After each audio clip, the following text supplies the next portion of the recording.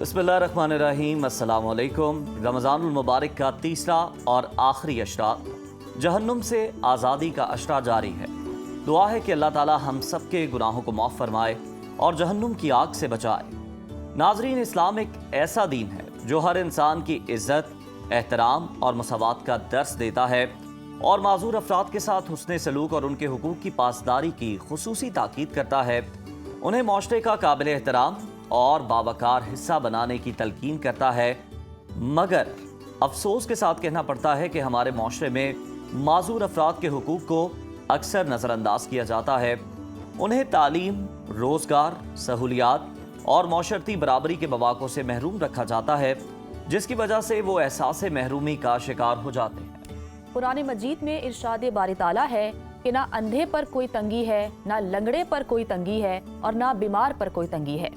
इसी तरह सूरह हुजरात में फरमाया गया, ए ईमान वालो, कोई कौम किसी दूसरी कौम का मजाक ना उड़ाए, हो सकता है कि वो उन से बेहतर हो।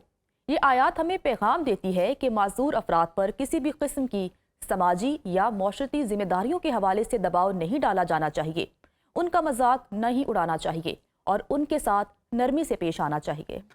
इसी तरह मोहसिन इंसानियत सल्लल्लाहु अलैहि वसल्लम की सीरत तैयबा में हमें कई ऐसे वाक़यात मिलते हैं जहाँ पर आप सल्लल्लाहु अलैहि वसल्लम ने माजूर अफराद के साथ ना सिर्फ शफ़क़त और मोहब्बत का बर्ताव फरमाया, बल्कि उन्हें अहम जिम्मेदारियाँ सौंप कर माशरे में उनका मौसर किरदार भी तस्लीम करवाया। हज़रत अब्दुल्ला इब्ने उम्मे मक्तूम रज़ी अल्लाह ताला अन्हो, जो नाबीना सहाबी थे, आप सल्लल्लाहु अलैहि वसल्लम उन्हें कई मौक़ों पर मदीना का आपने निगरान मुकर्रर किया, जो इस बात का सबूत है कि माजूरी किसी भी इंसान की सलाहियतों की राह में रुकावट नहीं। लेकिन आज हम देखते हैं कि माजूर अफराद को बुनियादी हुकूक से महरूम रखा जाता है। सरकारी दफातर में उनके लिए मुनासिब रास्ते मौजूद नहीं, तालीमी इदारों में उन्हें खुसूसी सहूलियात नहीं दी जाती और मुलाजमतों में उन्हें अक्सर नज़रअंदाज किया जाता है। तो इसी पर बात कर लेते हैं। हमारे साथ मौजूद हैं सीरियत स्कॉलर डॉक्टर तारिक शरीफजादा साहब। डॉक्टर साहब, आपको खुशामदीद कहते हैं सदाए रमज़ान में। सबसे पहले डॉक्टर साहब हमें ये बताइएगा कि कुरान मजीद में अगर हम देखें तो माजूर अफराद के हुकूक से मुताल्लिक क्या अहकामात दिए गए हैं, साथ ही साथ अहादीस में किस तरह से हमारी रहनुमाई की गई है। बिस्मिल्लाह रब्बी मोहम्मद करीम अलैहिस्सलातु तस्लीम। सबसे पहले तो यादावरी का शुक्रिया, और यकीनन ये भी माशरे के हवाले से, माशरे की इस्लाह के हवाले से बड़ा ही एक अहम उन्वान है। और शायद मुख्तलिफ़ तबक़ात के साथ तो उनकी हक़ तलफ़ी होती है, लेकिन ये एक बहुत नुमायाँ तबका है जिसके साथ तसलसल के साथ जो है वो हक़ तलफ़ी का शिकार रहता है। आप इसकी अहमियत का अंदाज़ा इस बात से लगाएं कि दीन रहमत जो चरिंद परिंद दरिंद हत्ता के अशरातुल अर्ज़ के हुकूक़ के बारे में भी हमें मोहतात रहने की तलकीन करता है और बाकायदा एक निज़ाम अता करता है। ये कैसे हो सकता है कि मुआशरे के जो खुसूसी अफराद हैं, जिन्हें उर्फ़ आम में हम माजूर समझते हैं, लेकिन खुसूसी अफराद का लफ्ज़ इस्तेमाल करना शायद इसलिए ज़्यादा मुनासिब है कि आप किसी भी शख्स जो इस तरह की ख़ास हालत से दो चार है, आप उसकी तफसील में जाएँ, तहकीक में जाएँ, तो आपको अंदाज़ा होगा कि ज़ाहिरी तौर पर अगर एक कोई सलाहियत परवरदिगार आलम ने उससे वापस ले ली है, तो कहीं ना कहीं कुछ और सलाहियतें उसमें बाकी लोगों से ज़्यादा बढ़ा दी गई हैं। तो ये अल्लाह का एक निज़ाम अदल है। सो इस निस्बत से है। सो ये जो ख़ास लोग हैं, इनके हवाले से भी दीन रहमत के अंदर बड़ी जो है वो ख़ास एहतमाम किया गया और इस पर बड़ा ज़ोर दिया गया, इसकी तलकीन की गई है। सरकार दो आलम सल्लल्लाहु अलैहि वसल्लम की ज़िंदगी के अंदर तो यकीनन इसके बहुत सारे मंजरनामे महफूज हैं, लेकिन आप खुद इससे अंदाज़ा लगाइए कि ये अल्लाह की निगाह में भी इतना अहम मामला है कि अभी जिस सहाबी का आपने तज़किरा किया, सरकार दो आलम सल्लल्लाहु अलैहि वसल्लम मक्कातुल मुकर्रमा में अपने असहाब के साथ जलवा गर हैं और सरदारान कुरैश में से कुछ लोग हुजूर के पास अपने मामलात जो हैं उनको तय करने के लिए आए और बिल्कुल आखिरी मराइल हैं गुफ्तगू के। और उस दौरान हज़रत अब्दुल्ला इब्ने उम्मे मक्तूम जो है वो तशरीफ़ लाते हैं, जो नाबीना साहबी, और वो नहीं जानते कि हुजूर का पहले मजलिस में कौन लोग मौजूद है और क्या मुकालमा चल रहा है, उसका पस मंज़र क्या है। तो वो अपनी बात के लिए हुजूर को अपनी तरफ मुतवज्जो करना चाहते हैं, लेकिन सरकार दो आलम क्योंकि वो मरहला बिल्कुल आखिरी मरहले पे है, जो मामलात तय हो रहे हैं, हुजूर की तवज्जो उधर है और हुजूर अपने सहाबी की तरफ तवज्जो नहीं दे पाए। तो परवरदिगार आलम ने कुरान हकीम के अंदर एक सूरत नाज़िल फरमा दी और सरकार दो आलम सल्लल्लाहु अलैहि वसल्लम को गोया तवज्जो दिलवाई कि आप अपने सहाबी जो एक स्पेशल पर्सन है, इसकी तरफ जो है वो आप अपना रुख अनवर फरमाएँ और उनको जो है वो अपनी रहमत और तवज्जो से नवाजें। सरकार दो आलम फिर सारी ज़िंदगी उनका इस अंदाज़ में उनसे मोहब्बत करते रहे और उनकी इज़्ज़त अफजाई फरमाते रहे कि जब वो असहाब में आते, रसूलुल्लाह सल्लल्लाहु अलैहि वसल्लम उनके पास खुद चल के जहाँ वो बैठे होते उनके पास पहुँच जाते यानी मजलिस के अंदर जहाँ वो बैठे होते उन्हें अपने पास बुलाने की ज़हमत ना देते, ख़ुद तशरीफ़ ले जाते और फिर नए आने वाले असहाब को, नावाकिफ़ असहाब को बताया करते कि ये वो खुशनसीब आदमी हैं कि जिसकी तरफ तवज्जो करने के लिए परवरदिगार आलम ने मुझे मुतवज्जो फरमाया। और फिर न सिर्फ ये कि ज़िंदगी के इस दर्जे पे उनको इज़्ज़त अता फरमाई, बल्कि आम ज़िंदगी के जो मामलात और मामूलात हैं उनके अंदर भी उन्हें एक बेहतरीन और नुमाया मकाम इस अंदाज़ में दिया कि हुज़ूर जब ग़ज़वा उहद के लिए अपने काशाना रहमत से और मदीना से बाहर निकले तो पीछे अब अपने नायब के तौर पर किसी को छोड़ के जाना था। कई असहाब जो थे वो इस उसके लिए जो है नुमाया उम्मीदवार हो सकते थे, लेकिन रसूलुल्लाह सल्लल्लाहु अलैहि वसल्लम ने हज़रत अब्दुल्लाह इब्न उम्मे मक्तूम रज़ी अल्लाह ताला अन्हु जो ज़ाहिरी तौर पर बीनाई की सलाहियत से महरूम थे, पर सरकार दो आलम सल्लल्लाहु अलैहि वसल्लम ने उनको अपनी जगह पर नायब मुकर्रर किया मदीने के अंदर, ख़ुद जो है वो तशरीफ़ ले गए और बारहा और कई मामलात में भी उनके साथ मशावरत रखी। और कई असहाब जो हैं वो जो ख़ास स्पेशल लोग थे हुजूर के इर्द गिर्द, आपके असहाब के अंदर हुजूर ने सब के साथ बड़ा एक वालेहाना मोहब्बत और शफ़क़त वाला मामला रखा। आप तसव्वुर कीजिए कि मेरे करीम आका सल्लल्लाहु अलैहि वसल्लम मदीने के नवा में एक शख्स के यहाँ एक शख्स का जनाजा पढ़ा कर वापस आ रहे हैं, असहाब भी साथ हैं और रास्ते में कोई नाहमवार इलाका आना शुरू होता है। और उस नाहमवार इलाके की सूरत ये है कि एक सहाबी हैं जिनके पाँव की हालत ऐसी है कि वो माजूर हैं और वो उस तरह सही अंदाज में सेहत के साथ चल नहीं सकते। उनके जो दीगर दोस्त सहाबी हैं वो उनके साथ दिल लगी करते हुए उन्हें कहते हैं कि ये जो नाहमवार ज़मीन है इसके ऊपर आप और हम सब इकट्ठे चलते हैं, और वो जो सेहतमंद सहाबी हैं वो तेज़ चलना शुरू हो जाते हैं और ये इनको जो है वो बार बार लड़कते हुए गिरते पड़ते हुए उनके साथ जो है वो अपना सफ़र जारी रखना पड़ता है। सरकार दो आलम ये मंजरनामा देखते हैं तो आप अपनी सवारी से नीचे उतरते हैं और वो जो गिरने वाले सहाबी थे उनके पास चले जाते हैं, उनके कपड़े अपने हाथ से झाड़ते हैं, उनका हाथ अपने दोनों हाथों के दरमियान रखते हैं और असहाब को मुखातिब करते हुए पुरजलाल अंदाज में फरमाते हैं कि तुम में से जिससे जल्दी है मदीना पहुंचने की वो पहुंच जाए, मैं तो इस अपने सहाबी दोस्त के साथ ही मदीने के अंदर दाखिल होऊंगा, यानी मैं इनको साथ लेके जाऊंगा। तो ये वो मुख्तलिफ हालात और वाक़यात हैं जिनसे हमें पता चलता है कि रसूलुल्लाह सल्लल्लाहु अलैहि वसल्लम के यहाँ ये जो खुसूसी अफराद हैं इनके लिए कितना यानी एक तवज्जो पाई जाती है और शफ़क़त पाई जाती है। आका करीम सल्लल्लाहु अलैहि वसल्लम एक कबीले के पास से गुजरते हैं और देखते हैं कि चंद बच्चे जो हैं वो आपस में खेल रहे हैं। सरकार दो आलम को बच्चों का खेलना बहुत पसंद था और बच्चों का उस सरशारी के आलम में वो जो एक दूसरे पर आवाज़ लगाना है वो हुजूर को बहुत अच्छा लगता था। आका करीम अपनी सवारी को रोकते हैं, वहीं पे देखते हैं कि बच्चे एक दूसरे को जब पुकार रहे हैं तो उनकी आवाज़ में हिचकिचाहट है, हकलाहट मौजूद है। आका करीम अपनी सवारी से नीचे आते हैं और जो गिरदोपेश में लोग मौजूद हैं उनसे पूछते हैं कि ये बच्चे यानी इतने सारे बच्चे हकलाहट का शिकार कैसे हैं। तो बताया जाता है कि इस बस्ती के अंदर ये एक ही कबीले के फ़र्द हैं और कोई आज की ज़ुबान में मैं कह रहा हूँ कि जेनेटिकली इनके साथ कोई ऐसा मसला है कि ये हकलाहट का शिकार हो जाते हैं। हुजूर ने पूछा इसका हल क्या है, तो उन्होंने बताया कि सरकार इसका हल ये होता है कि एक बुजुर्ग खातून है जो इन्हें लफ्ज़ों की मशक करवाती हैं। ये जो रिहेबिलिटेशन सेंटर का कॉन्सेप्ट है ना, मैं उसे वाजे करना चाह रहा हूँ। आज दुनिया बड़े मान और फ़ख्र के साथ जो है इन स्पेशल पर्सन की ट्रीटमेंट के हवाले से रिहेबिलिटेशन सेंटर्स पे बड़ा फोकस करती है और उन्हें यकीनन वो खैर का मामला, उसकी हौसला अफजाई होनी चाहिए। मेरे करीम आका ने जब सुना ना कि वो एक बुजुर्ग खातून है तो हुजूर खुद उस खातून के पास तशरीफ़ ले गए और उन्हें कहा कि मदीना के अंदर भी, ये क्योंकि बाहर की बस्ती का मामला था, तो हुजूर ने फरमाया मदीने के अंदर भी 3-4 बच्चे ऐसे हैं जो इस अंदाज में जो हकलाहट का शिकार है, यानी गोया स्पेशल पर्सन है। सरकार दो आलम सल्लल्लाहु अलैहि वसल्लम ने उस खातून से कहा कि क्या ये अच्छा हो कि आप इनको सिखा दें।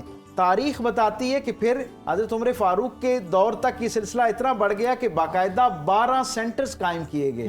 उस खातून से लोगों को तरबियत दिलवाई गई, उन अल्फाज की अदायगी की जिनसे बच्चे जो है उनका मुकालमा बेहतर होता था, उनकी एक डेफिशिएंसी एक तरह की जो है वो कम माजूरी कह लेंगे, एक जो वो मामला है उसमें एक नेचुरल उसकी तरफ जाना सफ़र शुरू होता और एक नॉर्मल ज़िंदगी की तरफ बच्चे आना शुरू होते। हज़रत उमर फारूक ने अपने ज़माने में पूरी रियासत के अंदर यानी 12 से ज़ायद मकामात पर ये सेंटर्स कायम किए जहाँ पर लोगों की स्पीच थेरेपी का जो है वो इक़दाम किया जाता था। इसी तरह आप ये देखें हज़रत उमर फारूक का ही ज़माना है और एक और मंजरनामा उसमें अपने सामीन और नाज़रीन को शरीक करते हैं कि आप सफ़र पे हैं और आप क्या देखते हैं कि लोग मौजूद हैं और उनका आलम यह कि वहाँ पर एक यहूदी बुज़ुर्ग है, बूढ़ा है और वो भीख मांग रहा है। आप पूछते हैं कि तुम्हें इस मकाम तक किस चीज़ ने पहुँचाया, तो उसने आगे से वो रोते हुए कहता है कि जिजिया, यानी वो जो मैं टैक्स यहाँ पे करता रहा वो, और मेरी गुर्बत, और फिर ये बुढ़ापा और माजूरी जो है इसने मुझे यहाँ तक पहुँचा दिया। तो आपकी आंखों से आंसू जारी हो गए। आप जहाँ ठहरे हुए थे ना, आप उसको अपने साथ वहाँ ले आए, खिलाया पिलाया और उसके बाद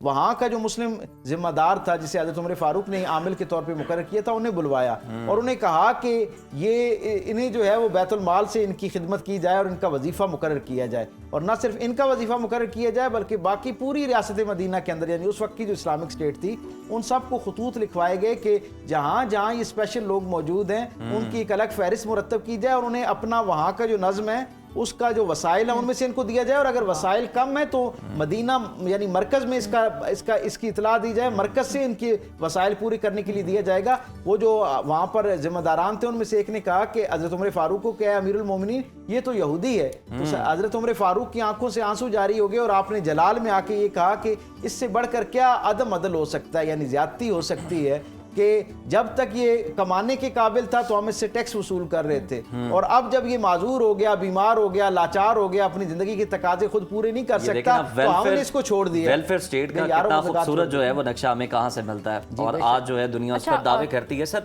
एक चीज़ और बताइएगा कि जिस तरह से आपने बात की, सीरत का भी आपने हवाला दिया कि सरकार किस तरह से इन लोगों के साथ पेश आते थे, सहाबी किस तरह का सलूक करते थे।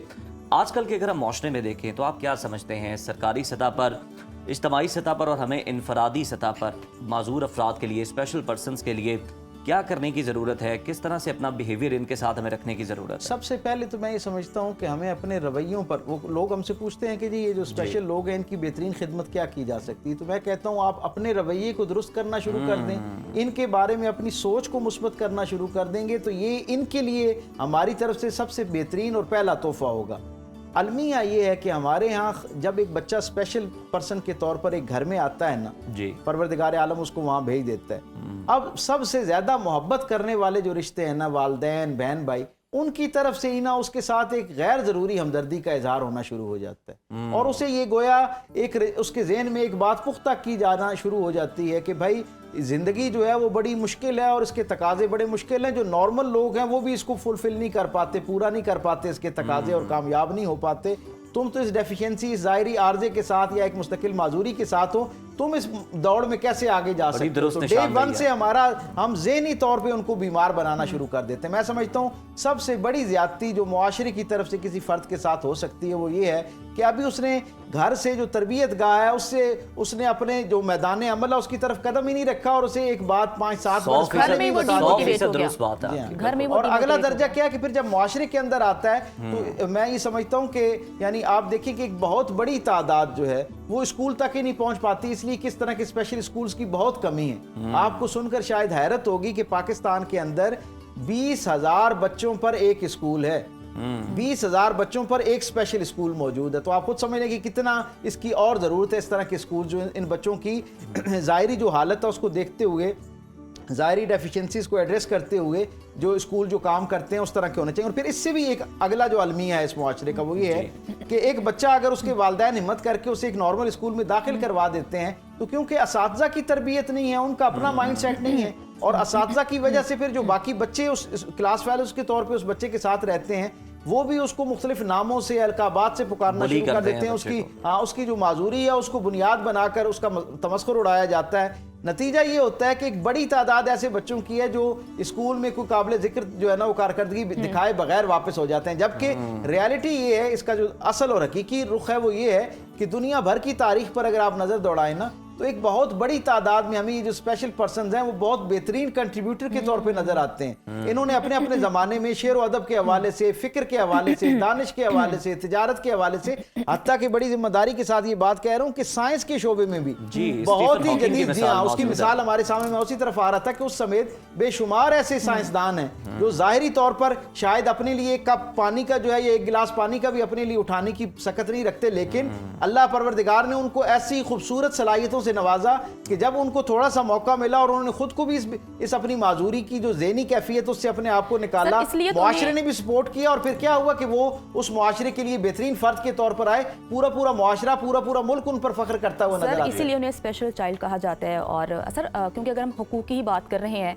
तो अगर हम इस्लाम की बात करें, जब ज़कात या सदकात करना हो तो माजूरों के लिए कोई खसूसी हक होता है उनका? और एक और सवाल मेंशन करूँगी रोज़े के हवाले से कि अगर किसी को दिक्कत है रोज़ा रखने में तो वो क्या करें अगर वो माजूर दोनों है बातों में सबसे पहली बात हमें ये समझनी चाहिए, जब भी दीन के मामले में हम कोई सवाल हमारे जहन में पैदा हो तो हमें पहली खुशखबरी हम तक ये पहुंचनी चाहिए कि ये रहमतों और आसानियों का जो मजमू है ना, उसका नाम दीन इस्लाम है और ये इंसान की फितरी तकाज़ों के ऐन मुताबिक अहकामात जारी करता है और ऐन फितरी जो तकाज़े हैं, मसाइल हैं, उनको बुनियाद बनाते हुए उसी तरह की फितरी रुखसत अता करता है।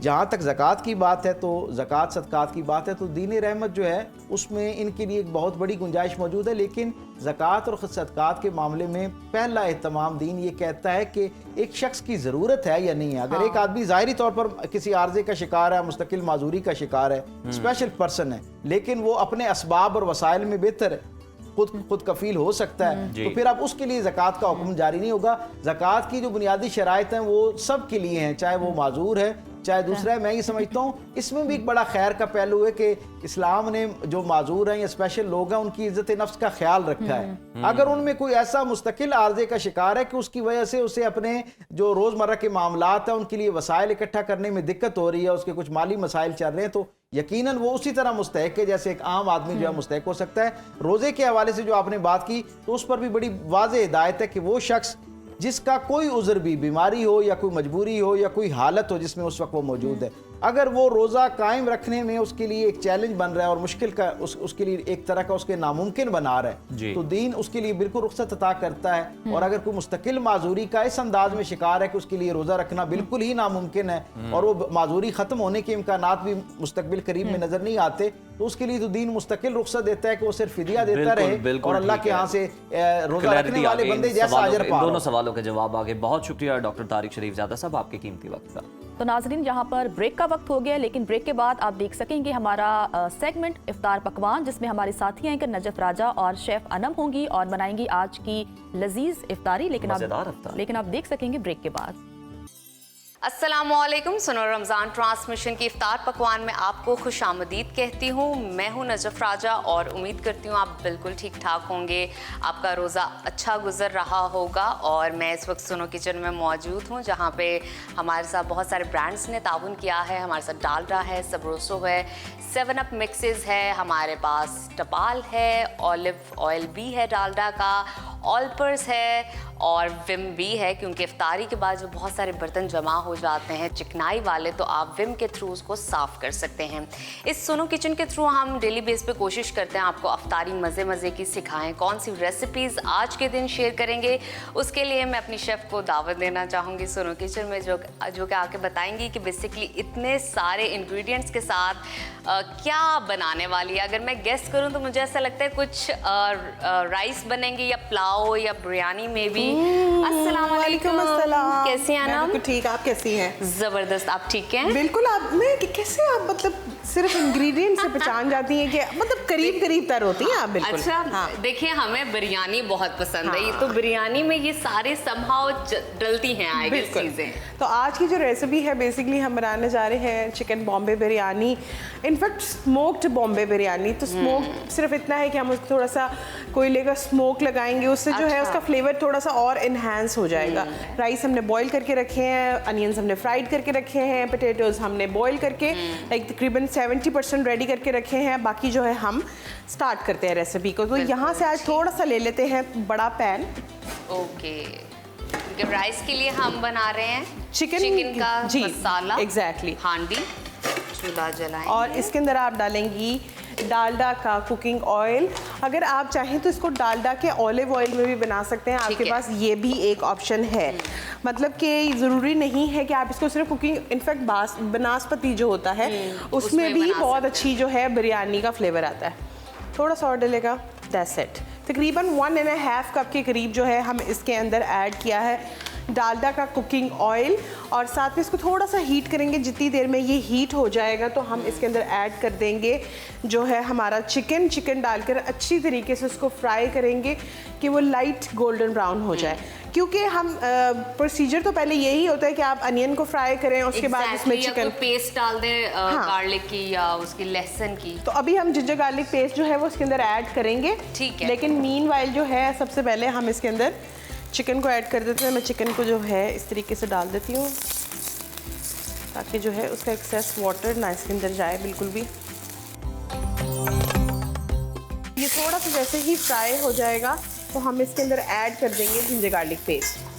अच्छा, मीनवाइल जो है आपके पास अगर घर में टाइम है तो फिर तो आप इसके अंदर जो है वो ऐड कर सकते हैं। मतलब कि टमाटर एज इट इज़ हमारे पास टाइम का थोड़ा सा शॉर्टेज है तो मैं इसके अंदर ऐड करूँगी टमेटोज़ ब्लेंड करके। जैसे ही थोड़ा सा चिकन फ्राई हो जाएगा इसमें हम जिंजर गार्लिक पेस्ट डाल देंगे। डाल के 1 से 2 मिनट इसको कुक करेंगे। कुक करने के बाद जो है इसमें मसाला जात जाएंगे। मसाला जात जो है बिरयानी के अंदर बेसिकली काफ़ी ज़्यादा जो है खड़े मसाले जाते हैं। जैसे कि उसके अंदर आपके पास लौंग जाएगी, छोटी इलायची जाएगी, काली मिर्चें जाएंगी, साबुत सूखा धनिया जाएगा, इसमें तेज पत्ता जाएगा, इसमें जो है छोटी इलायची, बड़ी इलायची और साथ में जो है इसमें सिनेमन स्टिक वो जाएगी।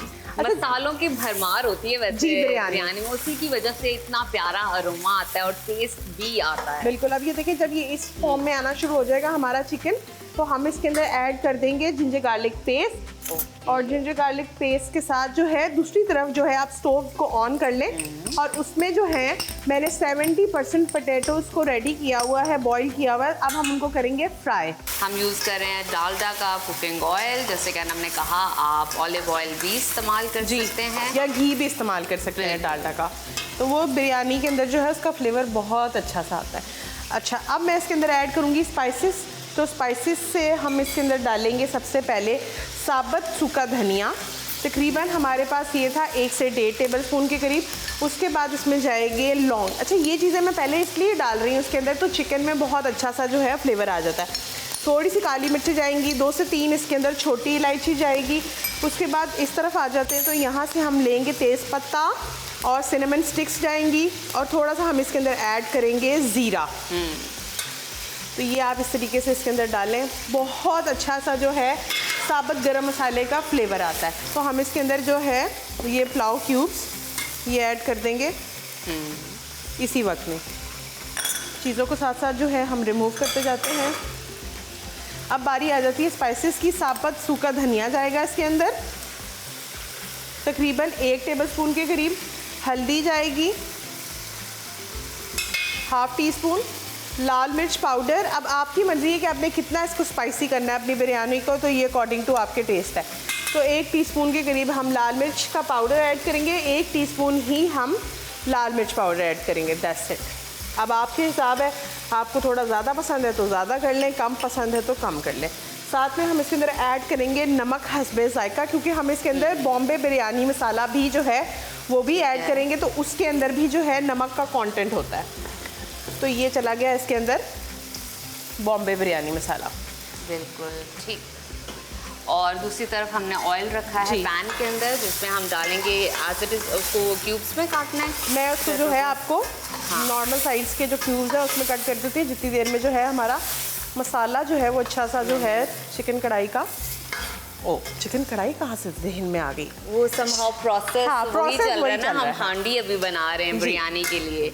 2 मसाले डिफरेंट है क्योंकि इसमें बहुत सारे मसाले डलते हैं अरोमा के लिए, टेस्ट के लिए, फ्लेवर के लिए। एक स्पेशल एसेंस पाया जाता है बिरयानी के अंदर, तो वो एक अलहदा से उसकी रेसिपी होती है। बिल्कुल। इफ्तार की महफिल अधूरी लग रही है, एक और कप टपाल दानेदार का भी इंतजाम कर लें। बस कुछ देर और फिर इफ्तार के बाद चाय का पहला घूंट लेने का मजा ही कुछ और है।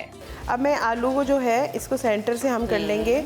अच्छा, जो थोड़े बड़े साइज़ के हैं उनको 1/4 कर लेंगे और जो अगर छोटे साइज़ के हैं उनको 1/2 ही रखेंगे हम। और आप बेशक जो है इनको थोड़ा सा येलो फूड कलर भी लगा सकते हैं, ये भी एक ऑप्शन है क्योंकि बॉम्बे बिरयानी में यूजुअली ज़रा ऑरेंज कलर का कंटेंट थोड़ा ज़्यादा होता है। अब आप बेशक जो है इनको फ्राई कर लें। फ्राई कर लेते हैं और हाथों को कर लेते हैं क्लीन। और अब मैं इसके अंदर ऐड करूँगी थोड़ा सा जो है हमारा फ्राइड अनियन और थोड़ा सा हम बचा लेंगे ऊपर से गार्निश के लिए। अच्छा, फ्राइड अनियन का जो है ना बहुत अच्छा सा जायका आता है इसके अंदर बिरयानी में। एक आप कभी ट्राई कीजिएगा घर में, एक बिरयानी आपने रेगुलर प्याज डाल के फ्राई की है और एक बिरयानी आपने जो है फ्राइड अनियंस के साथ बनाई है, तो टोटली जो है रेसिपी का जॉनरा जो है वो डिफरेंट हो जाता है। आप देखें कि कितना अच्छा सा जो है हमारा मसाला भुनना स्टार्ट हो गया है। अब चिकन के अंदर जो है वो प्रॉपर तरह से जो है मसाला चला गया। अब मैं इसके अंदर ऐड करूँगी तकरीबन हाफ कप के करीब जो है योगर्ट, और अब साथ ही मैं इसके अंदर ऐड कर दूँगी टमाटोज़ को ब्लेंड करके। और टमाटोज़ को जो है हम जो है अपने ब्लेंडर में डाल लेंगे और डायरेक्टली जो है उसको करेंगे ब्लेंड, और फिर इसको कवर कर देंगे तकरीबन 4 से 5 मिनट 10 से 15 मिनट के लिए, ताकि इतनी देर में हो जाए कि हमारा मसाला भी बिल्कुल ड्राई हो जाए और हमारा चिकन बिल्कुल 100% डन हो जाए। और साथ ही साथ हम अपने पोटैटोज़ को कर रहे हैं फ्राई, ताकि अच्छे तरीके से वो क्रिस्पी पकड़ लें और राइस में जाने के बाद टूटे भी ना। बिल्कुल। और यहाँ से जो है हम तकरीबन 4 से 5 अदर टमाटर ले रहे हैं, क्योंकि जो ग्रेवी है मैं 1 kg राइस ले रही हूँ और तकरीबन 1 kg से ही ऊपर थोड़ा सा जो है हमारे पास चिकन की क्वांटिटी है, तो उस हिसाब से इसके अंदर तकरीबन 4 से 5 अदर टमाटर जाएंगे नॉर्मल साइज़ के। अगर आप मुझे वो जग दे दें प्लीज़। Thank you. इसको जो है हम कट करके 1/2 करके थोड़ा सा पानी डाल के हम इसको अपनी कढ़ाई में डाल देंगे। तो बेसिकली ये क्या होता है कि आपका टाइम सेव हो जाता है। अगर आपके पास घर में टाइम है तो आप टमाटोज़ की स्किन पील ऑफ करके आप उसके अंदर जो है अच्छे से जो है टमाटर को गलाएं, क्योंकि घर में आपके पास टाइम है, तो व्हाई नॉट। तो बस अब इसको करेंगे अच्छी तरीके से ब्लेंड और उसके बाद इसके अंदर डाल देंगे अपनी कढ़ाई में। बिल्कुल, ग्रेवी हमारी तैयार हो जाएगी।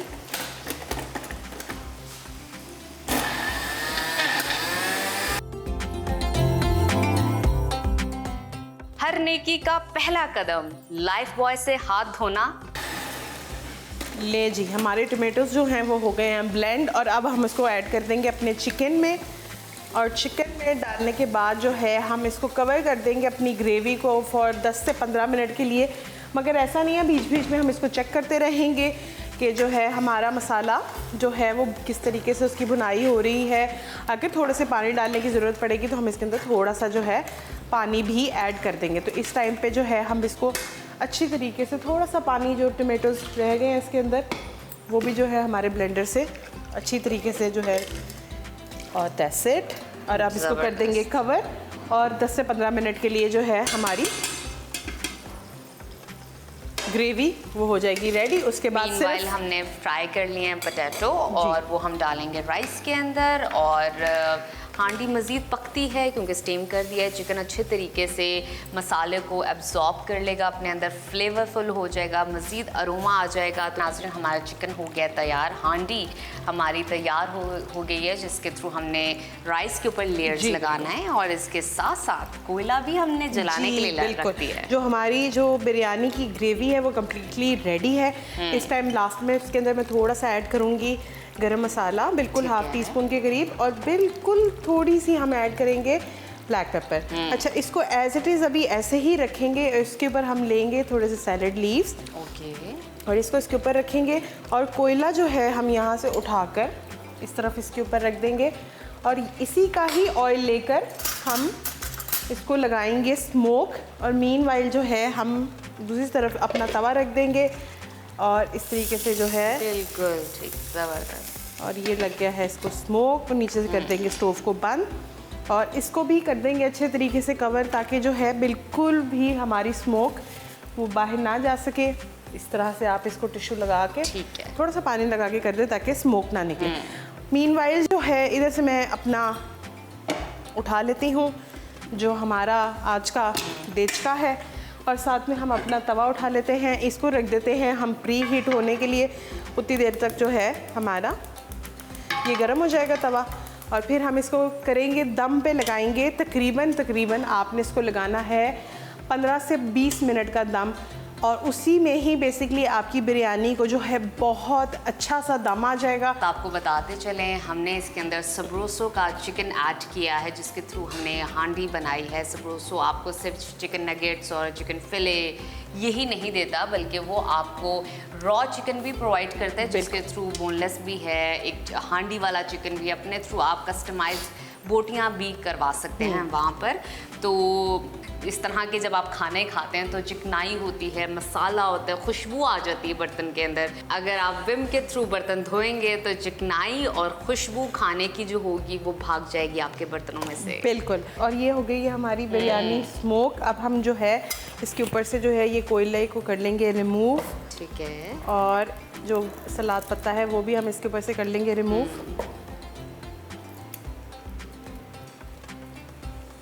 ठीक है जी। अच्छा, ऑयल की क्वांटिटी जो है कंपेरेटिवली आपने थोड़ी सी एक्स्ट्रा डालनी है। वो इसलिए क्योंकि आपके राइस के अंदर जो है बिल्कुल भी ऑयल का कंटेंट नहीं है। तो ये आपने जो है थोड़ी सी टिप्स एंड ट्रिक्स है ये देख लेनी है। तो अब जो है ये इसके अंदर इसकी लेयरिंग करना शुरू करते हैं। ये इसके अंदर मैंने जो है राइस की एक लेयर सेट कर दी है। अब अच्छी तरीके से जो है हम ये सारा मसाला इसके अंदर जो है वो कोट कर लेंगे। और उसके बाद फिर मैं आपको बताऊंगी दूसरी साइड पे अगर आप देखें तो मैंने इसके लिए हरा धनिया, हरी मिर्चें और साथ में जो है जो लीमू है वो, और आप चाहें तो बेशक पुदीना भी इसके अंदर ऐड कर सकते हैं, वो ऑप्शनल है, आपकी मर्ज़ी है डालें। और आपने ये सारी चीज़ें टॉप पे नहीं डालनी, आपने ये सारी चीज़ जी बिल्कुल मसाले के ऊपर। बेसिकली क्या होता है कि जब आप मसाले के ऊपर डालते हैं, मतलब राइस के ऊपर डालते हैं, तो जब आप उसको दम लगाते हैं तो जो धनिया होता है उसका कलर ख़राब हो जाता है। तो ये छोटी छोटी सी चीज़ें अगर आप इसको फॉलो करेंगे तो आपकी जो बिरयानी है वो बहुत अच्छी सी जो है वो रेडी होगी। ठीक है जी। अब ये वाली जो चीज़ें हैं इसमें मैंने टमेटोज़ काटे हुए हैं, ये ऑप्शनल है, आप डालना चाहे तो डाल लें, स्किप करना चाहे तो स्किप कर लें। इस तरीके से जो है ये सारे मसाला जात इस तरह से आपकी बिरयानी के अंदर चले जाएंगे। उसके बाद रिमेनिंग जो हमारे पास राइस हैं वो हम ऐड कर देंगे इसके अंदर के टॉप पर। जी बिल्कुल। और उसके बाद अब हम इस पर डालेंगे थोड़ा सा येलो फूड कलर और साथ में हम इस पर डालेंगे फ्राइड अनियंस, जो कि एक बहुत अच्छा फ्लेवर देगा आपके राइस के साथ और आपके इस हांडी के साथ, बिरयानी के साथ। और इवनली जो है आपने राइस को कर देना है स्प्रेड, अच्छी तरीके से पैक कर दें इसको इस वक्त में। और ऊपर से इसके ऊपर जाएगा येलो फूड कलर। अच्छा, कुछ लोग होते हैं येलो फूड कलर जो है लाइन वाइज डालते हैं, मैं थोड़ा सा ज़रा स्पेस दे के डालती हूँ ताकि जो है आपको येलो वाइट राइस का जो है वो कॉम्बिनेशन मिले। और एक और चीज़ मैं यहाँ पे ऐड करना चाहूँगी कि जब भी आपने बिरयानी खोलनी है तो कोशिश ये करें कि उसके अंदर जो है पूरे आपको बिरयानी को मिक्स करने की ज़रूरत नहीं है।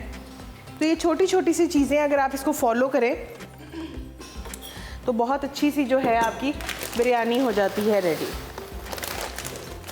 इसके अंदर जो है हम ऐड करेंगे थोड़े से जो है फ्राइड अनियंस ऊपर से, ये बहुत अच्छा सा फ्लेवर आता है। अब बस हमने इसको लगाना है दम, और दम लगाकर आप जो है इसको छोड़ दें कोई 15 से 20 मिनट के लिए, और आपकी जो है बॉम्बे बिरयानी वो हो जाएगी रेडी। कर देते हैं कवर, इसको उठा लेते हैं, इसके ऊपर रख देते हैं। शुरू में पहले हम फ्लेम को थोड़ा तेज रखेंगे ताकि जो एक स्टीम बिल्ट हो जाए, और उसके इसको बाद कवर कर लेंगे। उसी के साथ टिश्यू को थोड़ा सा वेट करके आप वहाँ पर रख दीजिए उसके नोज़ल पे, ताकि वहाँ से स्टीम बाहर ना निकले और आपके राइस को और मसाला को प्रॉपर स्टीम और दम लग सके। बिल्कुल। और इसको जो है अब हम 10 से 15 मिनट के लिए छोड़ देंगे ताकि अच्छे से जो है ये दम पे लग जाए। नया surf excel deep action technology के साथ ये जिद्दी गहरे दागों को कपड़ों की तह में जाकर खींच निकाले। जिद्दी दाग जैसे कि केचप, चाय, कॉफी, करी, सालन, चॉकलेट, आइसक्रीम वगैरह जो कपड़ों की तह में चले जाते हैं, नया सर्फ एक्सेल अपनी डीप एक्शन टेक्नोलॉजी के साथ इन जिद्दी गहरे दागों को कपड़ों की तह से खींच निकालता है। तो इन जिद्दी गहरे दागों से क्या डरना, सर्फ एक्सेल है ना। ले जी, जो बिरयानी है वो हो गई है दम, और जब वो कहते हैं ना मोमेंट ऑफ ट्रुथ अब निकलेगा इसके अंदर से। और इसको करते हैं, फ्लेम को ऑफ करते हैं और यहाँ से जो है हम इसको हटा लेते हैं और दम खोलते हैं बिरयानी का। और पीछे से आपने इसको हल्के से हाथ से जो है बिरयानी को हिलाना है, और जबरदस्त, इस तरीके से आपने जो है क्या खुशबू आ रही है बिरयानी से। बिल्कुल। और तो लाइन मैं ही पकड़ती हूँ, आप डाल लीजिए आराम से। Thank you so much. अच्छा, सारी चीज़ें कोशिश करें कि जाए इसके अंदर जो है वो प्रॉपर चिकन आए, थोड़े वाइट राइस आए, थोड़ा मसाला आए, इस तरीके से जो है आपने देखा होगा कि मैंने बिरयानी को बिल्कुल भी जो है वो पूरा नहीं खोला, पूरा मिक्स नहीं पूरा किया, mix ताकि कभी हमारे भी। पास वाइट वाले राइस भी हो और येलो भी हो, मसाला का फ्लेवर भी हो और सिंपल राइस भी हो। जी बिल्कुल। और यहाँ से जो है मैं एक चिकन का पीस ले लेते हैं जो टॉप पे फिर सजा टॉप पे देंगे सजा हम। लेंगे और इसको कर देते हैं बंद। और इसके ऊपर डालेंगे अब हम थोड़ी सी इसकी तरह गार्निशिंग करेंगे, थोड़ा सा इसको ज़रा साइड पे करेंगे, सही प्रॉपर अपनी डिश के अंदर करेंगे ताकि जो है हमारी डिश वो प्रेजेंटेबल लगे इस तरीके से। बाकी जो है मैं इसको नीट कर लेती हूँ। अभी इसके ऊपर जाएंगे थोड़े से जो है हमारे फ्राइड अनियंस। चलिए जी, फ्राइड अनियंस चले गए और इसके ऊपर हम टॉप पे थोड़ा सा जो है ग्रीन अनियन करेंगे और ये हो गया हमारी बॉम्बे बिरयानी जो है हो गई है रेडी। तैयार है प्रॉपर मील, आप इसको डिनर में एंजॉय कर सकते हैं। इसके साथ साथ अगर 7 अप मिक्स का तड़का लग जाए तो आपका इफ्तार और डिनर में ट्विस्ट पैदा हो जाएगा, मज़ीद मज़ा हो जाएगा दुबाला। तो नाजरीन, अपने कमेंट से, अपने फीडबैक से हमें ज़रूर आगाह कीजिएगा, क्योंकि आपका फीडबैक बहुत ख़ास है। हमें मालूम होता है कि आपको अच्छा लगा और क्या आप मज़ीद चाहते हैं कि हम वो रेसिपीज़ अपने इफ्तार पकवान में रेडी करें, आप सबको सिखाएं बनाकर। तो आज के दिन के लिए दीजिए हमें इजाज़त। अल्लाह हाफ़िज़।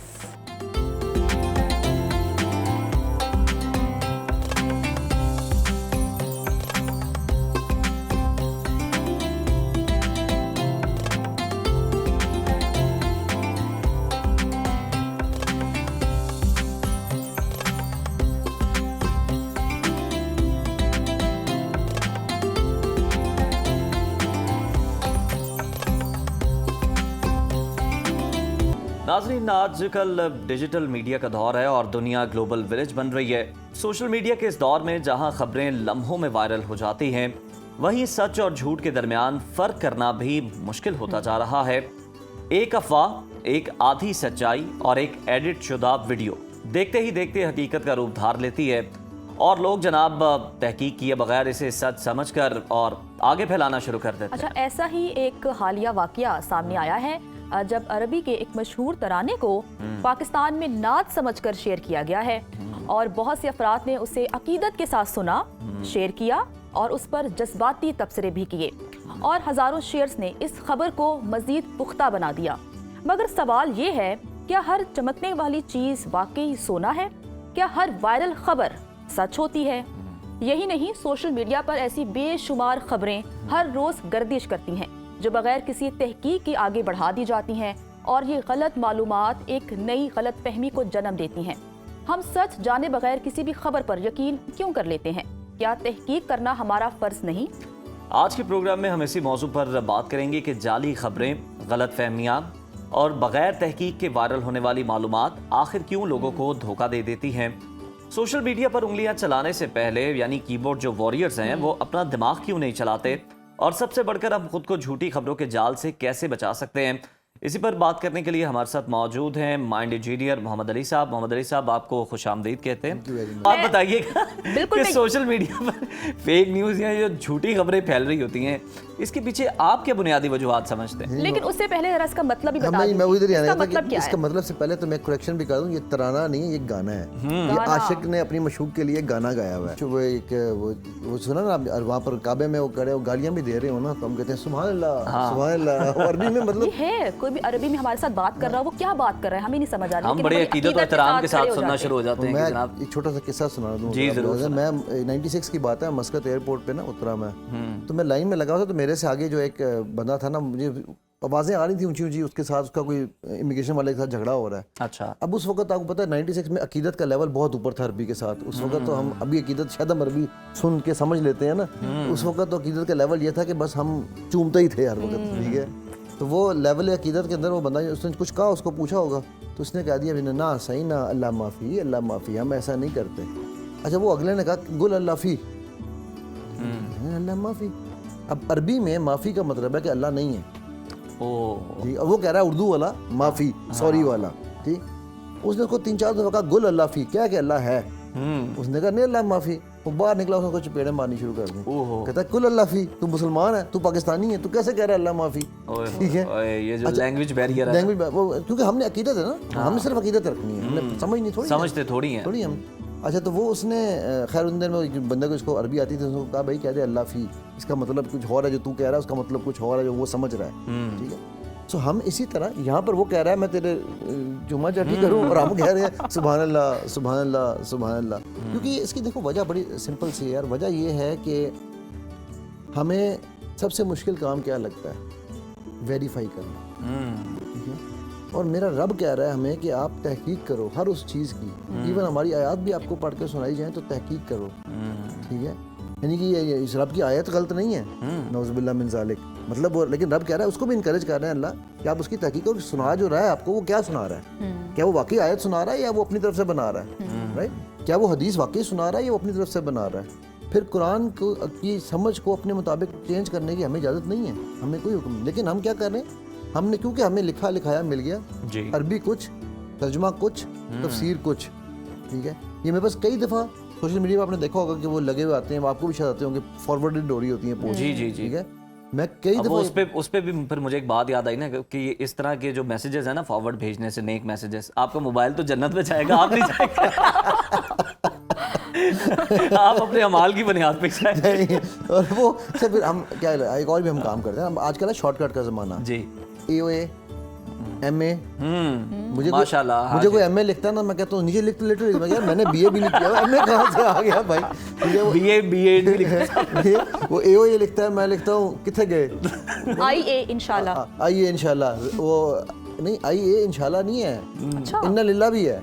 अच्छा, ये ये भी लिखा है। ये उस दिन मुझे किसी की डेथ पे किसी ने लिखा आइए, यार वो बंदा पूछे यार, ओ यार आप इतनी खूबसूरत दुआ है, अस्सलामु अलैकुम व रहमतुल्लाहि व बरकातुहू।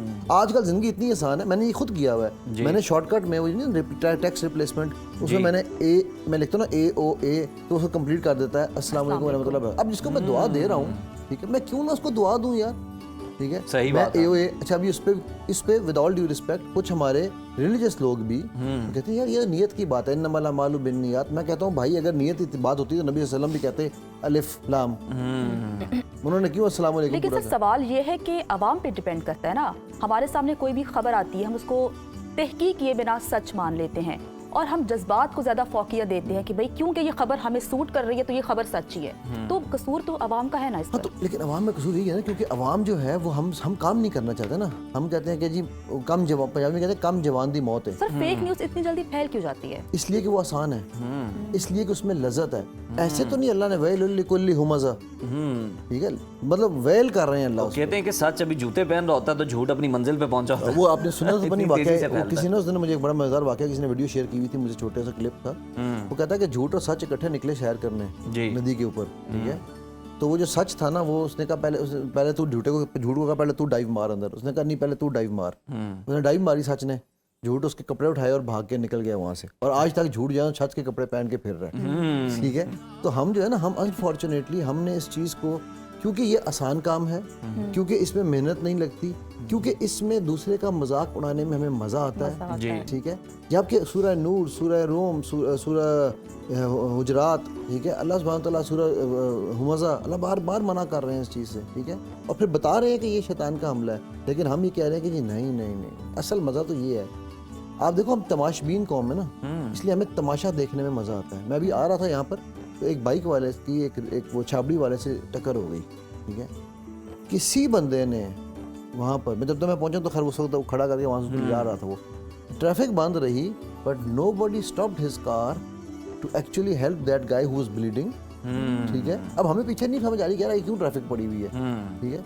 और हर कोई जो है उसको देख के ओहो आगे जा रहा है, right. Now this is what तमाशबीनी इज, रबर नेकिंग, ठीक है। ये जो खबरें फैल रही हैं, ये इसीलिए फैल रही हैं कि हमारे लिए ये खबर किसी तभी जो भी अभी जो भी है, अम्मी अभी जो भी इसको कह लें आप, ठीक है। अब ये क्यों हमारे लिए मज़ा है? क्योंकि हमारी नातें आजकल की, हमारे गाने, कोई फ़र्क नहीं है। आप कोई उठा के देख लीजिए, मुझे समझ नहीं आती यार। एक कारी शाकिर कासमी नात पढ़ा करते थे, सरूर आता था, ठीक है। फासलों का तकल्लुफ़ है, मैं यहाँ इतनी सारी, मतलब ठीक है। एक वो है हमारे आजकल के जो कि जी वो फुल ऑर्केस्ट्रा पे म्यूजिक पे हो रही हैं। एक मखसूस सेगमेंट है, ये क्लियर करना बड़ा हाँ जरूरी है। हाँ जी। वही मखसूस सेगमेंट की बात ही कर रहा हूँ कि वो और वो मशहूर ज़्यादा है, वो मखसूस मशहूर है। मशहूर ज्यादा है, ये बात ठीक है आपकी। क्योंकि हमें दुरुस्त किसी है। ने ये बता दिया था कि मौसीकी रूह की सज़ा है। हाँ, मौसीकी रूह की सज़ा है, और ये मैं आपको साबित कर सकता हूँ। मैं नहीं साबित कर रहा हूँ, जापानीज़ ने साबित की है। जापानीज़ की एक रिसर्च है पूरी, उन्होंने बताया है कि जी किस म्यूज़िक के हमारी mental and physical and mental दोनों कह रहा हूँ हेल्थ पे क्या नेगेटिव इफेक्ट्स हैं। ठीक है, उसके बाद उन्होंने आखिर 5 म्यूजिक्स पे उन्होंने काम किया, जिसमें रैप है, पॉप है, ठीक है, आपका ये स्लो म्यूजिक है। तो जो 2 सबसे खतरनाक है ना, वो रैप एंड स्लो है, जिसको आप समझे यार मैं गम के गाने सुन रहा हूँ, और वो आप पे भी कैफियत आ रही हो जाती है। वो आपके ऊपर इफेक्ट करता है, क्योंकि आपको वो थीटा स्टेट में लेके जाता है। और उसी में उन्होंने जो छठी चीज़ की है वो कुरान है। अच्छा, ये जापान की रिसर्च है, ठीक है। और उन्होंने कहा कि जो Quran is the only thing कि जिसके ऊपर जो है ना वो लाइन बिल्कुल ऑलमोस्ट क्या कहते हैं कामनेस के ऊपर चल रही है। हाँ, तो हम उसको भी, अब मैं ये बात पहले भी एक जगह पे और मैंने कही, और मुझे डर है उस दिन से कि कुरान भी अनफॉर्चुनेटली इन्हीं तर्जों पे आएगा। लोग लेकिन नौज़ुबिल्लाह अल्लाह ना वो वक्त करे ना दिखाए जी। ये यार हम तो नातों में भी नहीं सोच। अली साहब ज़रा बिल्कुल नहीं सोच सकते थे, लेकिन हुआ ऐसा। ये बताइएगा कि चलें कोई गलत मालूमात हैं, कोई इस तरह की चीज़ आ गई है, इनफरादी तौर पर तो एक बंदा देख रहा है, चलें आमन्ना व सदकना भी कह रहा है, उस पर यकीन भी ला रहा है कि जनाब ये ठीक है, लेकिन ये जो फिर वायरल चीज़ें फॉरवर्ड करने का सिलसिला शुरू होता है, फिर वो उन तक महदूद नहीं रहता, तो हम ये क्या हमारी नफ्सियात है, हम क्यों Views ज़रूरी की समझते हैं दौड़। कि कोई भी खबर आ गई है अगले के लिए वो रेलिवेंट है या नहीं है, लेकिन हम ज़रूर उसको फॉरवर्ड कर रहे मैं हैं। ना इसमें आपकी इजाज़त से जी। सूरह नूर की आयत पढ़ना चाहूँगा। ज़रूर। ठीक है, क्योंकि आयत का मामला तो मैं नहीं चाहता कि मैं उसके बगैर पढ़ूँ। ठीक है, ये है सॉरी, मतलब आपने भी देखा होगा ना बहुत ज्यादा वो, जी। हालांकि किसी के इंटरेस्ट की है भी या नहीं भी है, लेकिन अच्छा, लोग जो है व्यूज उसे की दौड़, धड़ाधड़ जैसे शेयर ये कर रहे तबा होते हैं। ये जो है जो भी था ये, अब इस पे ना सब बना रहे हैं क्योंकि उन्हें पता है व्यूज आएंगे, कमेंट्स हाँ आएंगे, जी। लोग शेयर करेंगे। अब ये देखो सूरह नूर की आयत नंबर 15 है, जब तुम अपनी जुबानों से इस बात को एक दूसरे से नकल कर रहे थे। अब कितनी आज के लिए कितनी रेलेवेंट आयत है। जी। ठीक है, और अपने मुंह से वो बात कह रहे थे जिसका तुम्हें कोई इल्म नहीं था, क्योंकि तुम किसी की नकल कर रहे थे। ठीक है, और तुम इस बात को मामूली समझ रहे थे, हालांकि अल्लाह के नज़दीक वो सबसे बड़ी संगीन बात थी। अब आप इमेजिन करो, ठीक है, और जिस वक्त तुमने ये बात सुनी थी, अब अगला सेकंड वार्ड भी इसमें आ जाओ, ये आयत नंबर 16 है। उस वक्त उसी वक्त तुमने किए क्यों नहीं कहा कि हमें कोई हक नहीं पहुंचता कि हम ये बात मुंह से ना निकालें। मतलब मैं अभी आगे पढ़ता जाऊँ ना, ये 15-16 से आगे शुरू करूँ तो ये सारी इस टॉपिक पे हैं। ठीक है, अब आप मुझे बताओ यार कि जब इतना क्लियर कुरान 1400 साल पहले जो आया था ना, वो आज भी उतना ही रेलिवेंट है ना, राइट। तो आज ना 1400 साल में भी इतनी रेलिवेंट रहेगा। तो जब इतना और दिन ब दिन रेलिवेंसी ज्यादा बढ़ती जा रही है, जो जो तहकीकात हो रही हैं, और जनाब को साइंस का भी कनेक्शन मिलता है, और भी बहुत सी चीजों का जनाब क्लियर कट मेंशन है यार कि आप सुन के बात आगे कैसे पहुंचा कैसे रहे हो। चले, हमारे इस सेगमेंट से बहुत अच्छा हम पैगाम दे रहे हैं कि तहकीक करें, उसके बाद कोई भी खबर को शेयर करें। तो बिल्कुल। बहुत शुक्रिया प्रोग्राम में Thank शिरकत you so करने के much. लिए। तो नाज़रीन, यहाँ पर वक्त हुआ है ब्रेक का। ब्रेक के बाद वापस आएंगे, आप देखते रहिए सदाए सदाए रमज़ान। रमज़ान। तो ब्रेक के बाद सदाए रमज़ान में आपको खुशामदीद कहते हैं। नाज़रीन, खूबसूरत, चमकदार और सेहतमंद जिल्द किसकी ख्वाहिश नहीं होती। ख़ास तौर पर जब ईद करीब हो तो हर कोई चाहता है कि उसकी स्किन ग्लो करे और वो ज़्यादा फ्रेश और पुरकशिश नज़र आए। लेकिन सवाल ये है कि जिल्द को निखारने के लिए क्या सिर्फ महंगी प्रोडक्ट्स ही काफ़ी हैं या कुदरती तरीके ज़्यादा मौसर साबित हो सकते हैं। जिल्द को दाग धब्बों से बचाने, कुदरती निखार लाने और चमकदार बनाने के लिए कौन सी स्किन केयर रूटीन ज़रूरी है, इस पर बड़ी डिबेट होती है। कौन सी ऐसी ग़िज़ाएं हैं जो जिल्द के लिए फ़ायदेमंद हैं, और क्या वाकई सनस्क्रीन और पानी का इस्तेमाल जिल्द को देर पा ग्लो देने में मददगार साबित होता है। तो इन्हीं सवालों के जवाब जान लेते हैं मारूफ हर्बलिस्ट नईमा आपा से, जो कि हमें ज्वाइन कर चुकी हैं। आपा, आपको खुशामदीद कहते हैं। आपा, ईद आ रही है, बहुत सारे लोगों को स्किन ग्लो का चैलेंज दरपेश है। कैसे इस चैलेंज से निपटा जा सकता है, कैसे सुरखरू हो सकते हैं इसमें?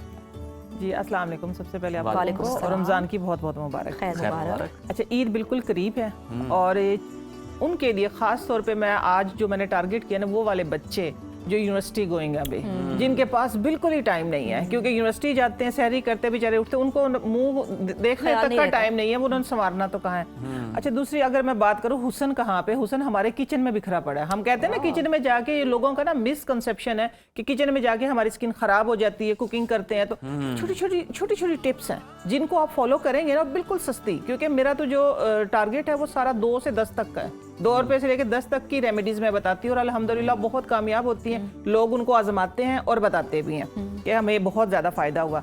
तो सबसे पहले सन ब्लॉक का मैं आप लोगों को बताऊंगी कि देखें वो ख़वातीन वो मर्द, क्योंकि आजकल मर्द भी कुकिंग कर रहे हैं ना, ठीक है, शेफ हैं, सबके लिए सन ब्लॉक मैं ये काफ़ी दफ़ा बता चुकी, लेकिन क्या होता है कि मैं रिपीट करती हूँ बातों के ताकि आप लोगों को याद आ सके। ठीक है, सन ब्लॉक में सबसे पहले जब आप लोग किचन में जाएं, किचन का सन ब्लॉक है ये मुल्तानी मिट्टी किचन है। का सन ब्लॉक ये है। किचन का सन ब्लॉक है, अच्छा, ये स्पेशल मतलब किचन धूप का से बचने का, तेज रोशनियों से बचने का तेज तो सुना रोशनियों था से हमने। बचने का भी नहीं, मैं बताती हूँ, लेकिन सबसे पहले हीट जो आती है ना, वेपरेट होती है, जी, जो जी, हमारी जी। चीजें जिसकी वजह से स्किन बर्न होती है या हाथों की स्किन खराब हो जाती है, फेस की हो जाती है, ओके। उनके लिए स्पेशल आप कह सकते हैं शेफ सन ब्लॉक है ये। ठीक है, जो शेफ हजरात उनके लिए बिल्कुल ठीक ये है। लेडीज और जेंट्स जो भी हो सकते हैं, ये मुल्तानी मिट्टी है।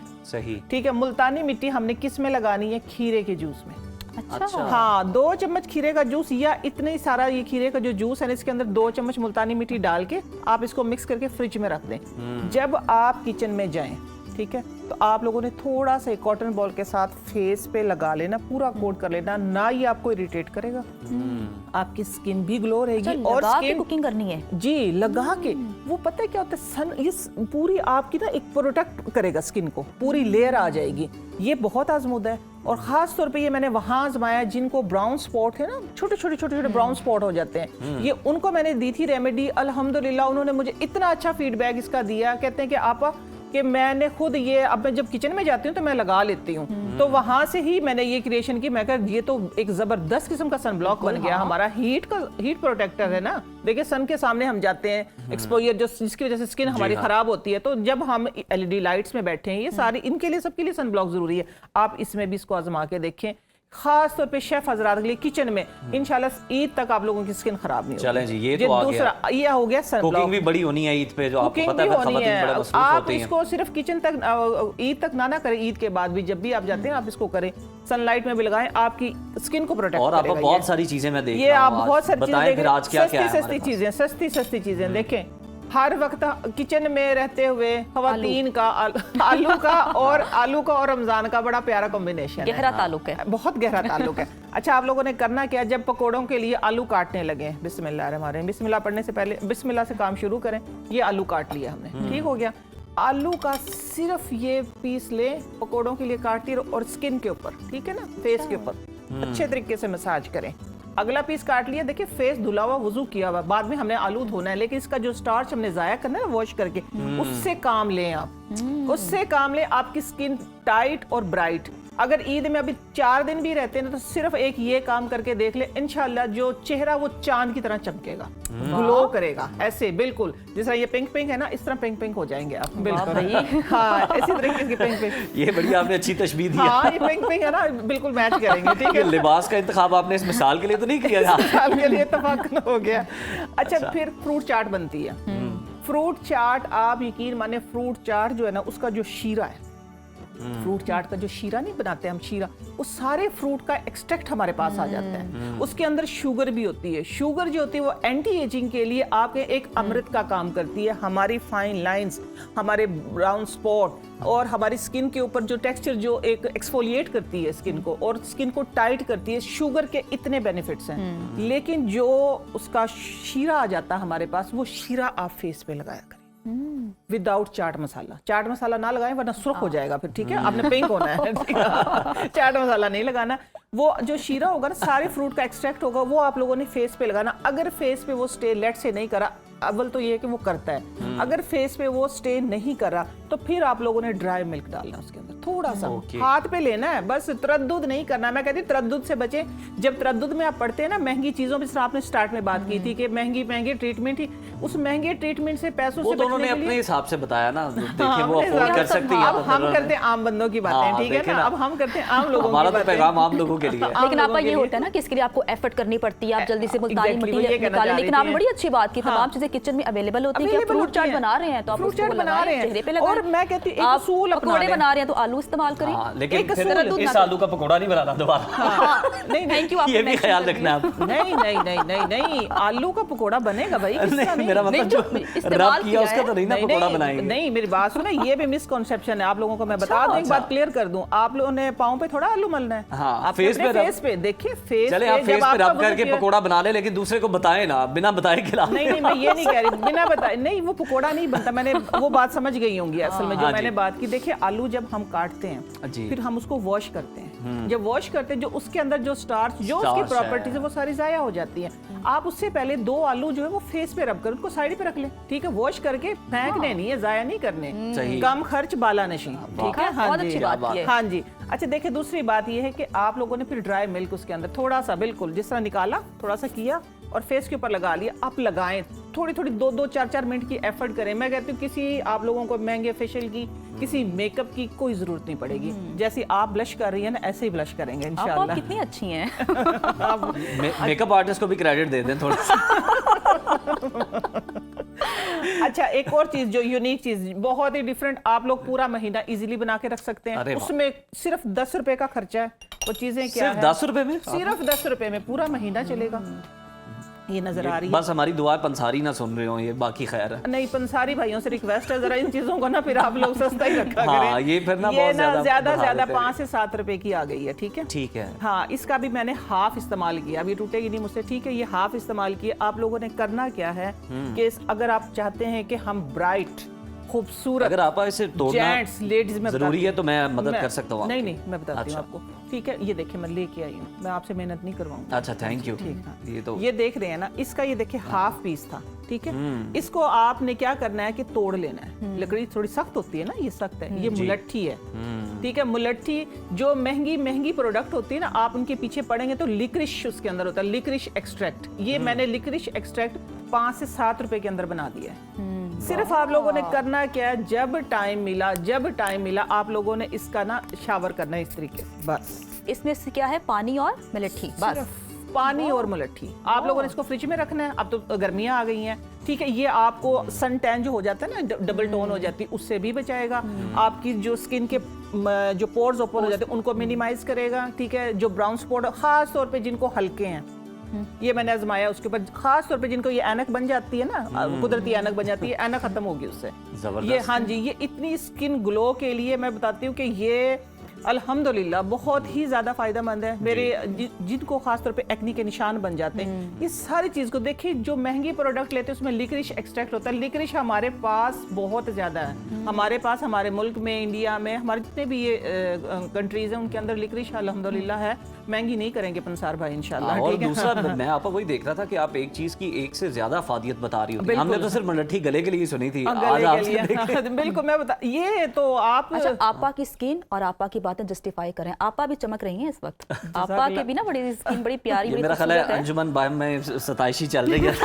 नहीं नहीं, ये देखिए कैमरा झूठ नहीं बोलता, कैमरा बता रहा है कि आप कितनी चमक रही है माशाल्लाह से, और जस्टिफाई कर रही हैं कि आप ये तमाम चीजें खुद पे इस्तेमाल करती हैं। मैंने ना इन्हीं चीजों के साथ, इन्हीं तजर्बात के साथ अपना ब्रांड खड़ा कर लिया है। वाह वाह वाह। ऑर्गेनिक चीजें 110% ऑर्गेनिक चीजों के साथ, क्योंकि मैं चाहती हूँ कि लोग नेचर की तरफ आएं, बैक टू नेचर। ये सस्ती सस्ती चीजें ये पता है हमारे किचन के अंदर ही मौजूद होती हैं। अच्छा एक बात और, कभी टाइम ना खत्म हो जाए, मैं आप लोगों को आपको बताऊं। पपीता का भी बताएं ना, टाइम हाँ खत्म हो पपीता, मैं सकता है। इसीलिए मैं कह रही हूँ ना, अभी ये फल बड़ा आम होगा, ठीक है ना, आ गया मार्केट में। इससे आप लोगों ने बहुत फायदा उठाना है। ये कैसे उठाना है, इसको खाना भी है ताकि आपका गट ठीक रहे। जब आपका अंदर ठीक होगा तो आपकी ये वाली जो चेहरे पे सरफेस नजर जो नजर आती है ना, स्क्रीन जो हमारी, ये ठीक है। क्योंकि स्क्रीन के पीछे जो चल रहा होता है वो किसी को नजर नहीं आता, स्क्रीन नजर आती है साफ सुथरी। तो ये है कि आप लोगों ने ये खाना भी है और क्या करना है, जिंदगी का एक मामूल बना लें। फ्रूट कोई भी खाएं, केला है, सेब है, ये है, जो भी है, आप लोगों ने करना ये है कि इसका अंदर वाला गुद्दा खाएं। जिस तरह लेट से ये छिलका उतरा है, जी छिलका उतार लिया ना, इसके अंदर ये यूं करने की भी जरूरत नहीं, क्योंकि इसके अंदर काफी सारा वाटर कंटेंट है, ठीक है। इसका रस फेस के ऊपर आप लोगों ने ऐसे यूं अब आप लोगों ने मसाज अच्छे करनी है। तरीके से मसाज करना है, और 15-20 मिनट, आधा घंटा, 2 घंटे, 4 घंटे, 6 घंटे, कोई कैद नहीं है। बाद में सिंपल पानी से वॉश करें। मैं ये सारी चीज़ों का देखो, एक ही बात मैं आखिर में बताती हूँ, आप लोग भी कहेंगे आप एक ही बात कह रही, लेकिन इन चीज़ों का यकसा फ़ायदा है, एक जैसा फ़ायदा है इन चीज़ों का, कि आप लोगों की स्किन जो है ब्लश करेगी, खूबसूरत होगी, ग्लोइंग होगी। जो भी फ्रूट आता है, फ्रूट खाएं, छिलका लगाएं। मैंने सिर्फ एक, अभी तक सब्जी में अगर किसी का नहीं देखा, सिर्फ एक बैंगन है बेचारा, जिसका मैंने इस तरह का स्किन के लिए कोई अभी तक मेरा एक्सपेरिमेंट सामने नहीं आया, क्योंकि मैं जो है वही बताती हूँ, झूठ नहीं बोलती, ठीक है। बाकी तो अल्हम्दुलिल्लाह वक्तन फवक्तन आती रहूंगी, सब्जियां भी लाऊंगी, फ्रूट भी लाऊंगी, हर्ब्स भी लाऊंगी, और आप लोगों और को हमें भी पता बताती है आजमूदा होते हैं आपके मेरे ये सारे आजमूदा टोटके होते ना। हैं। सारे टोटके मेरे खाली आजमा अपने होते पे हैं। नहीं, जो आपके इर्द गिर्द वाले हैं उन पे भी आप बड़े आजमाती हैं। मैं उन पे आजमाती हूँ, बिल्कुल सही कह रहे हैं। सारे मेरे तजर्बों का अल्हम्दुलिल्लाह शिकार होते हैं, फिर अच्छा फायदा होता है उनको और बताते भी नहीं हैं। आपा बड़ी इंटरेस्टिंग चीजें आपने बताई। हाँ, और जो अच्छा देखने एक चीज वाले और हैं- मैं बताऊं, हाँ, मैं हाँ, प्लीज भूल जल्दी ना बताइए। जाऊं। जी क्विकली बता दें। हाँ, क्विकली मैं बताऊंगी। कोलेजन, ठीक है, कोलेजन, ठीक, उसकी आजकल बुखार चढ़ा हुआ है। कोलेजन बूस्टर, कोलेजन फलां, कोलेजन फलां, कोलेजन पाउडर, कोलेजन पाउडर नया आ गया है। अगर आप लोगों ये चाहते हैं कि हम मेडिसिन से भी बचें, हम हेल्दी भी रहें और हमारा कोलेजन जो है वो भी प्रॉपर हो। कोलेजन होता क्या है, जिस तरह ईंटें जोड़ते हैं ना हम सीमेंट के साथ, वो जुड़ी हुई रहती है, हमारे सारे मसल भी जुड़े टाइट रहते हैं, रहती है। स्किन बच्चों जैसी रहती है, जैसे यंग रहती है भाई की तरह, ठीक है अच्छा, ना। हाँ, thank you, बहुत अगर शुक्रिया। इस तरीके की स्किन आप लोगों को चाहिए, इसका रिजल्ट आएगा 10 हफ्ते में। लेकिन चीज है ज्यादा से ज्यादा ये डेली की 10 रुपए की। आप लोग जो महंगी महंगी गोलियां खाते हैं उससे जान छूट जाएगी। ये है देसी घी, देसी घी। खालिस देसी घी होना चाहिए, ठीक है। आप लोगों ने 1 चम्मच, सिर्फ 1 चम्मच, जब आपका स्टमक खाली हो, सुबह जब उठते हैं, सही। निहार मुंह नीम गर्म पानी के अंदर 1 चम्मच देसी घी, 8 हफ्ते तक आप लोगों को रिजल्ट नहीं नजर आएगा, ठीक है, थोड़ा थोड़ा। 9वें हफ्ते में नजर आएगा और 10वें हफ्ते में आप हैरान हो जाएंगे, आप परेशान हो जाएंगे कि कहाँ से मैंने ट्रीटमेंट मैंने कहाँ से करवा लिया। वाह। ये आपा इसका इसका इतना कोई बड़ा एज लिमिट नहीं, मतलब जो 20s में नहीं वो कर नहीं नहीं, सकती है? बच्चे बड़े सब इसकी कर सकते इसकी हैं। देसी चीजों की कोई अक्सर एज होता है ना लिमिट कि आप नहीं होती। 30 देसी चीजों में सिर्फ ये होता है कि क्वांटिटी थोड़ी सी करनी होती है। किसी भी चीज की जो होती है ना तादाद बढ़ा जी। देना या मिकदार बढ़ा देना, वो ठीक नहीं होता। आप लास्टली ना जरा ये भी लोगों को गाइड कर दें कि जो केमिकल वाली चीजें उनके फौरी रिजल्ट आते हैं। हम लोग भी जल्दबाज हैं मैं ना एक ही बात कहती तबीयतन, हूँ। तो ये आपने इसका बताया कि 8 हफ्ते इंतजार करना पड़ेगा, लेकिन फिर इसका असर कैसा होगा जरा वो भी बता दें। यही क्या मैंने बताया ना, तब्दीली 9वें आएगी? हफ्ते आप खुद आप खुद परेशान हो जाएंगे। अच्छा, जिंदगी में ना आप लोग एक तो पानी का इस्तेमाल ज्यादा बढ़ाएं, जो कि बिल्कुल मुफ्त सस्ता है, ठीक है। दूसरा, ठीक है। वॉक करें, एक्सरसाइज करें, अपने आप को टाइम दें, आधा 1 घंटा खुद पे इन्वेस्ट करें। खुद पे इन्वेस्ट करें। क्या करें? मुफ्त का। वॉक करने में कोई हमारा टाइम नहीं जा रहा, कोई पैसा नहीं जा रहा, पानी पीने में कोई पैसा नहीं जा रहा। इसका आपने इसकी बात की है, जो जी। इसकी बात ये है कि 8 हफ्ते रिजल्ट नजर जो देखें, हमारे जैसे आप जैसे, जिस तरह मैं एक्सपेरिमेंट करती हूँ, मैं सब्र करती हूँ ना कि देखना होता है मुझे कितना। बिल्कुल आपा, सबर का फल मीठा होता है। सबर का फल वक्त हमारे पास कम हो इसका गया फल इतना मीठा होगा कि आप लोग खुद हैरान हो जाएंगे। इसका फल इतना मीठा आपा होगा। बहुत अच्छा लगा, बहुत बहुत अच्छा शुक्रिया के आपका। बताए और बड़े ही मजेदार तरीके से बताए कि सुनने में मजा और आया। सारे आप देखें 2 से 10 के दरमियान है। 2 से 10 के दरमियान मेरी हाँ। स्पेशलिटी यही है, मैं 2 से 10 के दरमियान 2 से 10 बताती हूँ। स्किन बाल होते हैं मेरे 15 से 20 के दरमियान, बस। तो आपा अगेन बहुत शुक्रिया प्रोग्राम में शिरकत करने के Thank लिए। you. तो नाज़रीन वापस आएंगे एक ब्रेक के बाद, हमारे साथ रहिए। खुदा का जिक्र करे, जिक्र मुस्तफ़ा ना करे, हमारे मुंह में हो ऐसी ज़बां खुदा ना करे।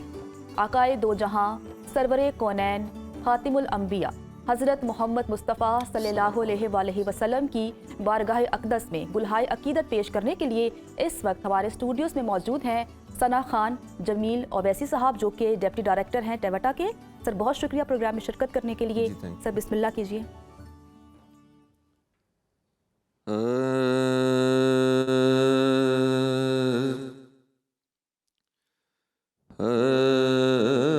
हश्र में जब उनको सजदे से उठाया जाएगा,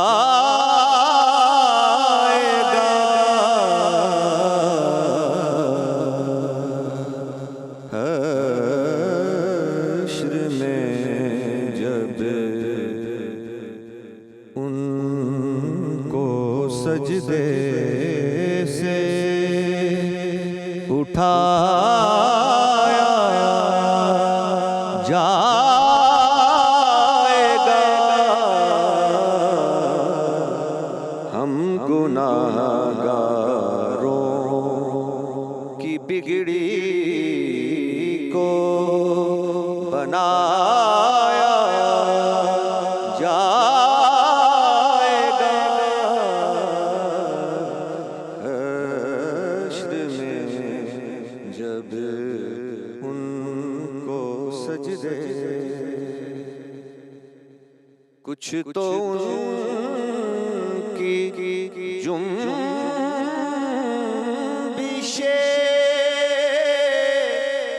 लब से रहा हो जाएंगे,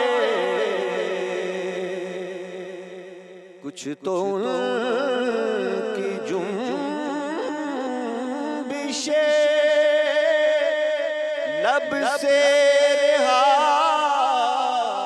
हो जाएंगे, कुछ गुनाहगारों को कमली में छुपाया जाएगा।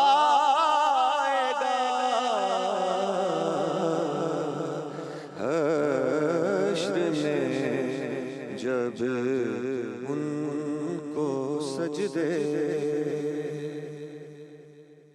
और जब सवारी सैयदा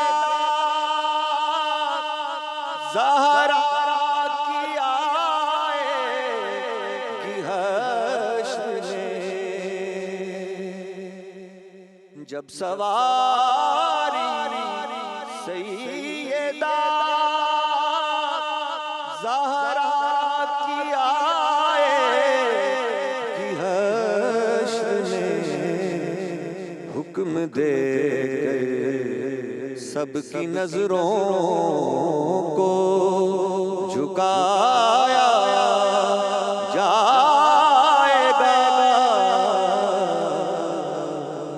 हुक्म दे सबकी नजरों को झुकाया जाएगा। हश्र में जब उनको सजदे हौज़े कौसर पर अजब होगा हुजूम में आशिकां, हौज़े कौसर पर अजब होगा हुजूम में आशिकां, जाम भर भर के प्यासों को पिलाया जाएगा।